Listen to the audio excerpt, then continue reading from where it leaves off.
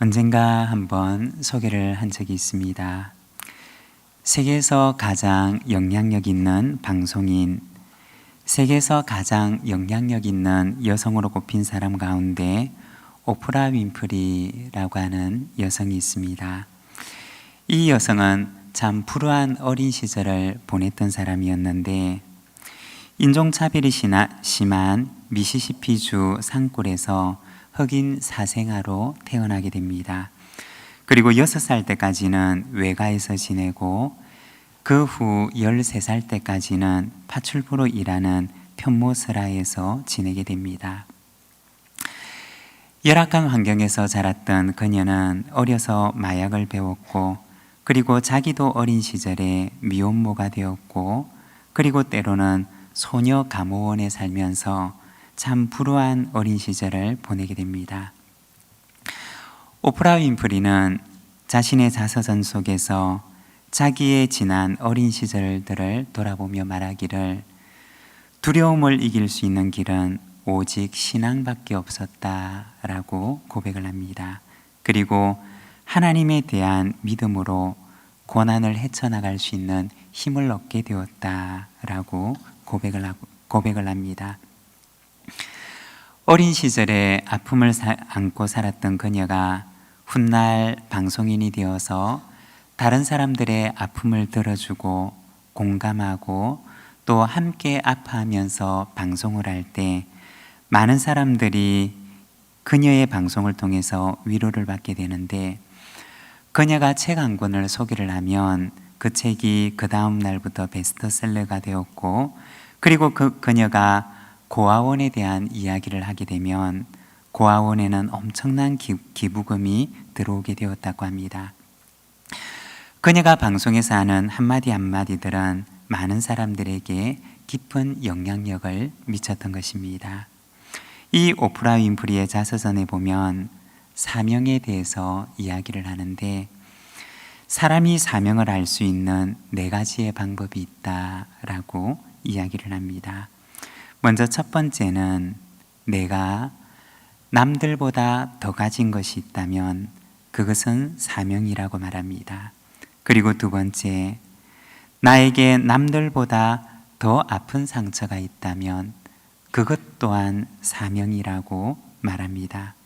그리고 세 번째는, 나에게는 남들보다 더 설레는 일이 있다면 역시 그것도 사명이라고 합니다. 그리고 네 번째는, 나에게 남들보다 더 부담되는 일이 있다면 그것도 사명이라고 말합니다. 남들보다 더 가진 것이 있다면, 남들보다 더 아픈 것이 있었다면, 남들보다 더 설레이는 것이 있다면, 남들보다 더 부담이 되는 일이 있다면 그것은 바로 나에게 주어진 사명이라는 것입니다. 여러분, 나에게는 어떤 사명이 있으십니까? 남들보다 더 가진 것, 나에게 남들보다 더 아픈 것, 그리고 나에게 남들보다 더 설레고 부담되는 것이 있습니까? 어쩌면 그것은 하나님께서 나에게 주신 사명일지도 모릅니다.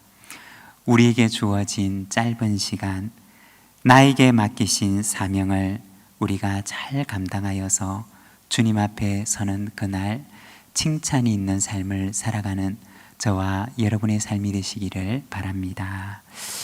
오늘은 누가복음 1장 말씀을 통해서 소명의 사람 요한이라는 제목으로 우리가 이 말씀을 잠시 함께 나누고자 합니다.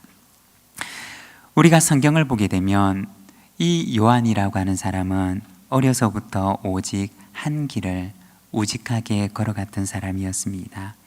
그는 자기가 가야 할 길을 알고 있었고, 또 자기에게 주어진 사명이 무엇인지를 알았습니다. 그리고 그 길에서 벗어나지 않고 언제나 자기가 있어야 할 그 자리를 끝까지 지켰던 사람이었습니다. 예수님 앞에서 예수님을 나타내는 일을 위해서 부름을 받았던 그의 소명의 길에서 그는 자기를 드러내지 않고 오직 예수님만을 드러내며 오직 예수님을 높이기를 원하는 삶을 살았던 것이 바로 요한의 삶이었습니다. 예수님 앞에서 언제나 자기를 낮추었던 사람. 그러나 예수님께서는 그를 높여주시는데 여자가 낳은 자 가운데 요한보다 큰 자가 없다고 하시면서 오히려 자기를 낮추는 요한을 예수님께서 높여주셨던 것을 우리는 성경을 통해서 보게 됩니다. 요한은 어떻게 자기에게 주어진 그 소명의 길을 온전하게 걸어갈 수가 있었을까요? 우리가 오늘은 요한이 걸어갔던 그 길을 잠깐 살펴보면서 오늘 이 말씀을 함께 묵상하고자 합니다. 먼저 첫 번째는 소명의 수용입니다. 오늘 본문 59절에서 64절까지 말씀을 우리가 자막을 보면서 함께 봉독하겠습니다. 8일이 되매 아이를 할례하러 와서 그 아버지의 이름을 따라 사가랴라 하고자 하더니 그 어머니가 대답하여 이르되 아니라 요한이라 할 것이라 하매 그들이 이르되 내 친족 중에 이 이름으로 이름한 이가 없다 하고 그의 아버지께 몸짓하여 무엇으로 이름을 지으려 하는가 물으니 그가 서판을 달라 하여 그 이름을 요한이라 쓰매 다 놀랍게 여기더라.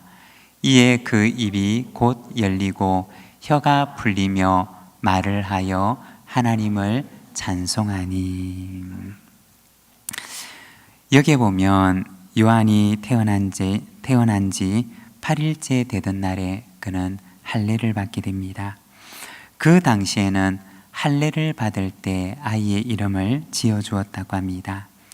그런데 그 당시 이름을 지어줄 때는 할아버지의 이름을 따라서 그 이름을 지어주는 경우들이 종종 있었다고 합니다. 그런데 오늘 말씀에 보면 친척들은 이 아이가 할례를 받을 때 아버지의 이름을 따라서 사가랴라고 부르면 어떻겠느냐라고 묻게 됩니다.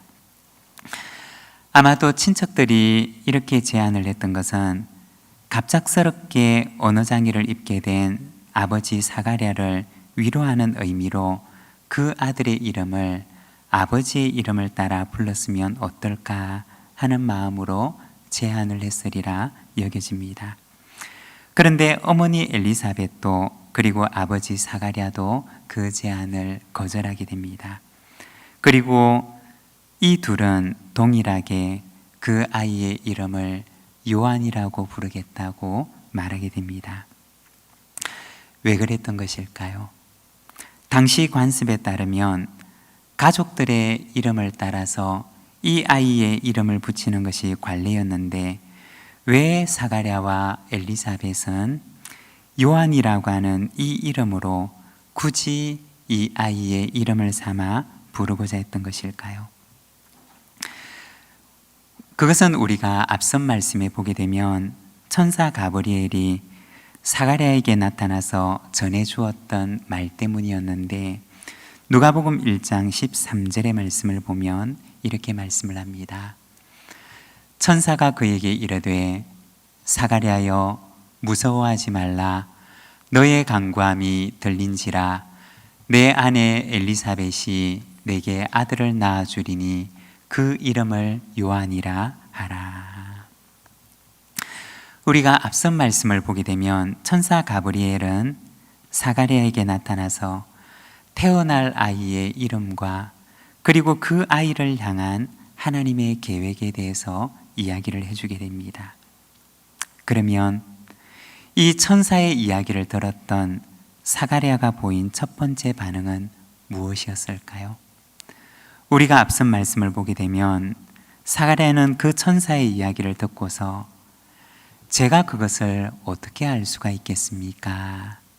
라고 이야기를 합니다. 천사의 말대로 정말 내가 아이를 낳을 수 있을지도 사실은 알 수가 없는 일이고, 그리고 이 아이가 걸어갈 길에 대해서 들려준 그 이야기들도 아직까지는 확신할 수가 없었던 것입니다. 그래서 그는 말하기를 제가 그것을 어떻게 알 수가 있겠습니까? 라고 반응을 했던 것입니다.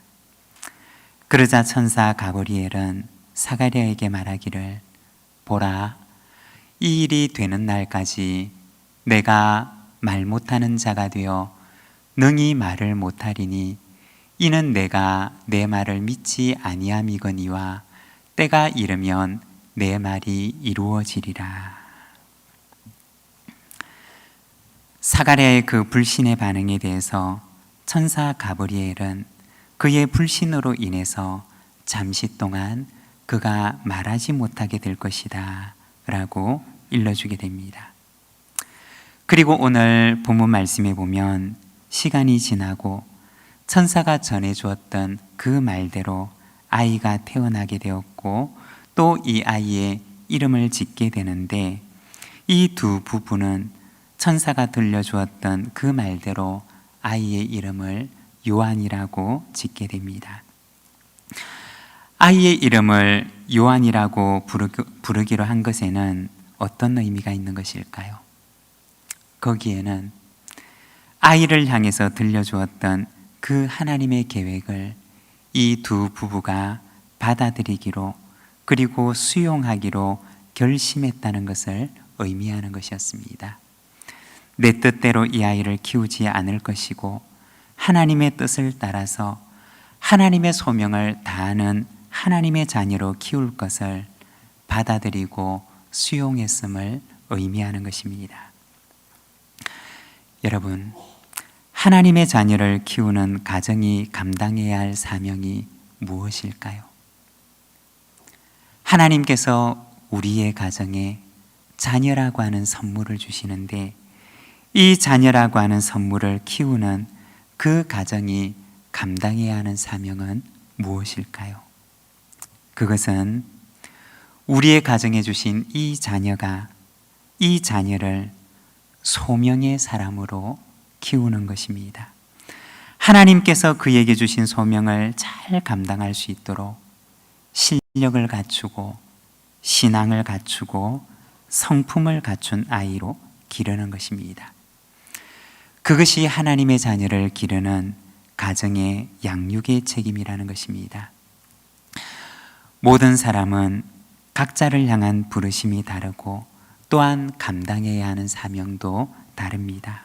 그러나 어떤 부르심으로 부르시든지 그 부르심의 사명을 잘 감당할 수 있도록 그 자녀를 양육해야 하는 책임을 하나님께서는 각 가정에 맡겨주신 것입니다. 사가랴의 가정은 이 아이의 이름을 요한이라고 부르기로 마음을 정할 때 바로 이와 같은 결단을 했던 것입니다. 이 아이를 하나님께서 부르신 그 소명을 따라 하나님의 계획을 잘 감당할 수 있는 아이로 이 아이를 키우기로 결단을 했던 것입니다. 사랑하는 여러분, 우리의 가정이 그와 같은 가정이 되기를 원합니다. 하나님의 자녀를 받아서 키우되 내 욕심대로 내 뜻대로 키우는 것이 아니라 이 아이에게 주신 하나님의 계획과 하나님께서 주신 소명을 잘 감당할 수 있도록 신앙과 실력과 성품을 준비할 수 있도록 그 양육의 책임을 잘 감당하는 우리 모든 믿음의 가정들이 되시기를 바랍니다. 그리고 두 번째는 소명의 지원입니다. 76절과 77절의 말씀을 우리가 함께 봉독하겠습니다. 이 아이여, 내가 지극히 높으신 이의 선지자라 일컬음을 받고 주 앞에 앞서가서 그 길을 준비하여 주의 백성에게 그 죄 사함으로 말미암는 구원을 알게 하리니. 아버지 사가랴가 아들 요한을 향한 하나님의 계획을 받아들이고 나서 성령의 충만함 속에서 이 아들 요한에 대해서 예언을 하고 그리고 찬송을 하는 것을 보여줍니다.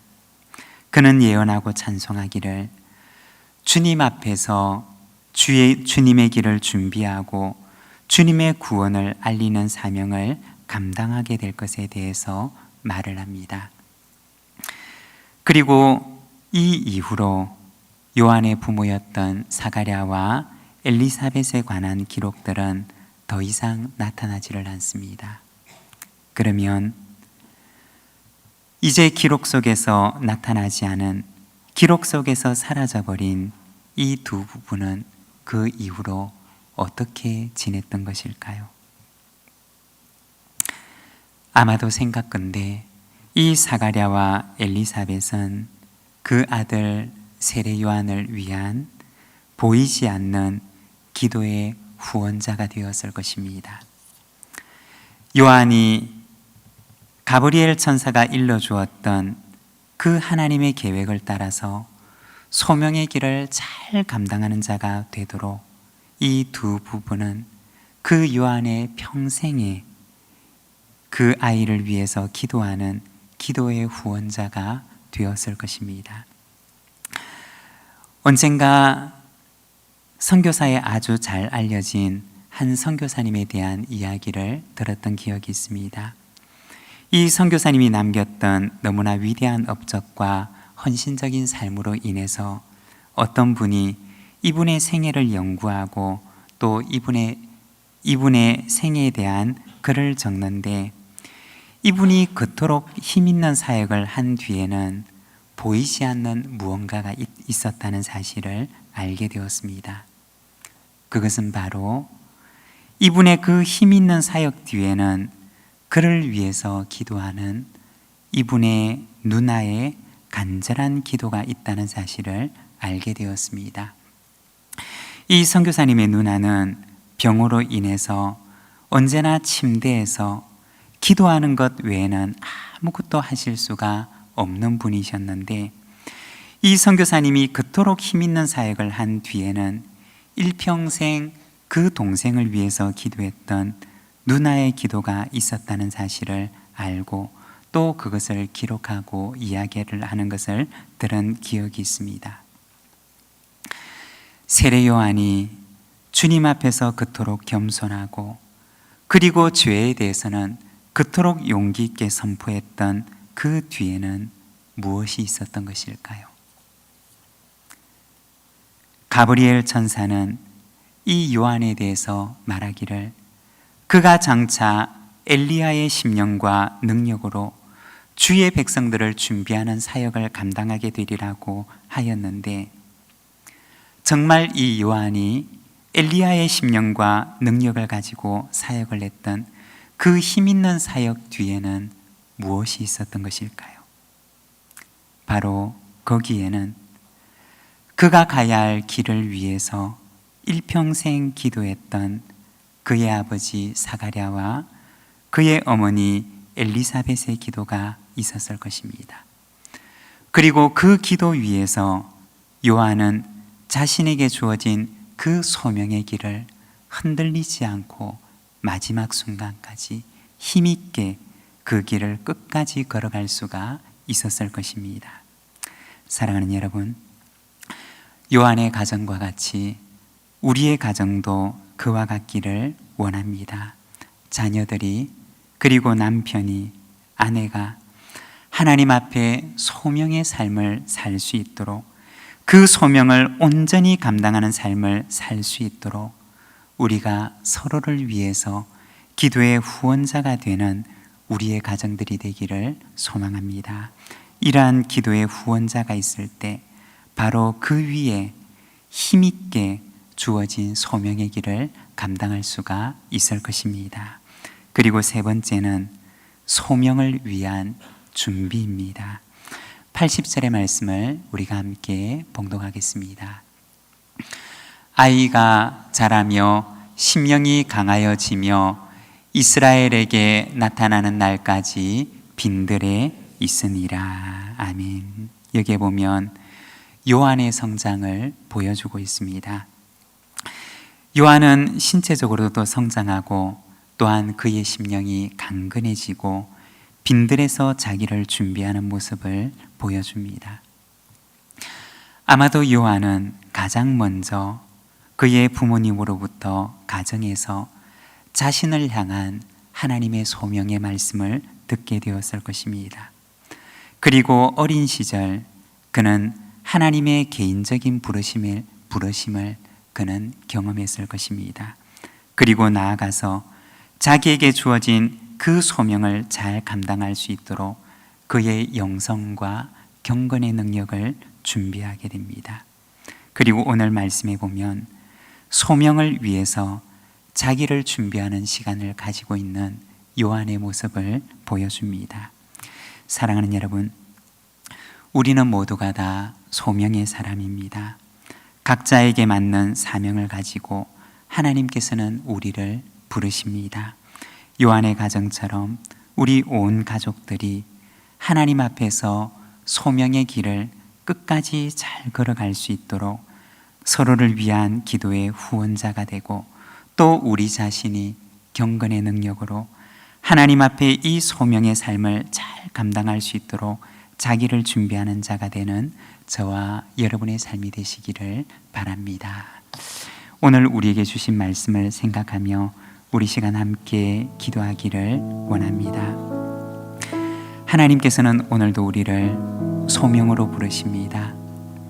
우리에게 맞는 사명을 주시고 그리고 이 사명을 잘 감당할 수 있도록 우리를 소명의 길로 인도하십니다. 하나님께서 주신 그 소명을 나의 소명으로 받아들이고 또한 소명을 잘 감당할 수 있도록 기도 후원자가 되며 또한 그 소명을 감당할 수 있도록 자기를 준비하였던 요한과 요한의 가정처럼 우리의 가정도 하나님께서 주신 그 소명을 온전히 감당하는 가정이 되게 하여 주시옵소서. 우리 시간 하나님 앞에 함께 기도하며 나가겠습니다.